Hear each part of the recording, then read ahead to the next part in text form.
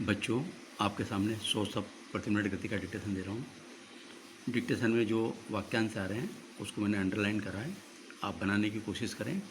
Yes, start. Pakistani सेना की ओर से आतंकियों की घुसपैठ कराने के लिए संघर्ष विराम का उल्लंघन किए जाने से उकताई भारतीय सेना ने जो कठोर कार्रवाई की, उससे पाकिस्तान जरूरी सबक सीखते हुए दिखना चाहिए। वास्तव में अब यह सुनिश्चित किया ही जाना चाहिए कि पाकिस्तान रह रहकर संघर्ष विराम का उल्लंघन करने से बाज आए। यह अच्छी बात है कि भारतीय सेना ने पाकिस्तानी सेना को मुंह तोड़ जवाब देते हुए सीमा पार के आतंकी ठिकानों को भी निशाना बनाया।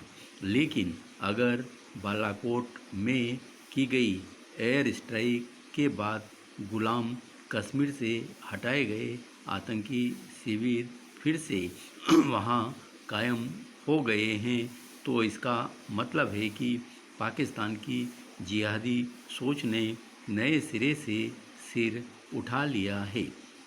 इसकी एक बड़ी वजह जम्मू कश्मीर को अनुच्छेद 370 से मुक्त करने का भारत सरकार का फैसला हो सकता है।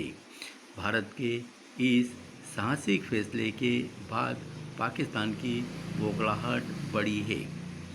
वह घरेलू मंचों के साथ साथ अंतर्राष्ट्रीय मंचों पर भी भारत के खिलाफ जहर उगल रहा है। इसका कोई उपचार नज़र नहीं आता, लेकिन कम से कम अब तो ऐसे उपाय किए ही जाने चाहिए कि पाकिस्तान संघर्ष विराम का उल्लंघन कर भारत को नुकसान पहुंचाने से तौबा करे।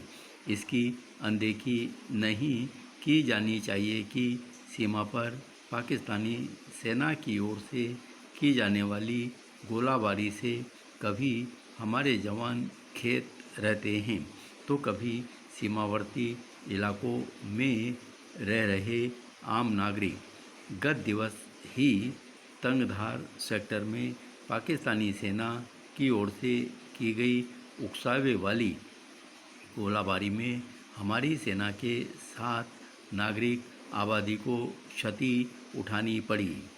आखिर यह सिलसिला कब थमेगा?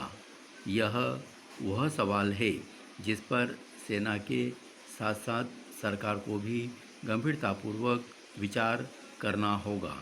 इस सवाल पर विचार करना इसलिए आवश्यक हो गया है क्योंकि फिलहाल इसकी सूरत नहीं नज़र आती कि पाकिस्तान भारत को नीचा दिखाने की अपनी कुत्सित सोच का परित्याग करेगा। पाकिस्तान आतंकी संगठनों के सहारे भारत के खिलाफ छेड़े गए छद्म युद्ध को ज़रूरत से ज़्यादा लंबा खींच रहा है।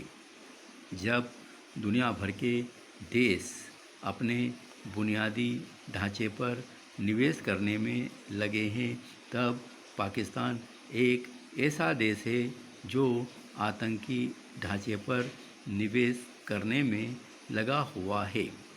वह शायद ऐसा तब तक करता रहेगा जब तक उसे इसकी कीमत नहीं चुकानी पड़ती। भारत की किसी सैन्य कार्रवाई में अपने आतंकियों के मारे जाने से पाकिस्तान की सेहत पर असर इसलिए नहीं पड़ता क्योंकि उसकी धरती पर उन्हें तैयार करने वाले मदरसे बढ़ते ही जा रहे हैं।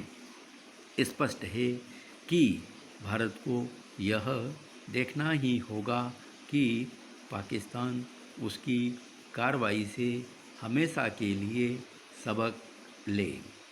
धन्यवाद।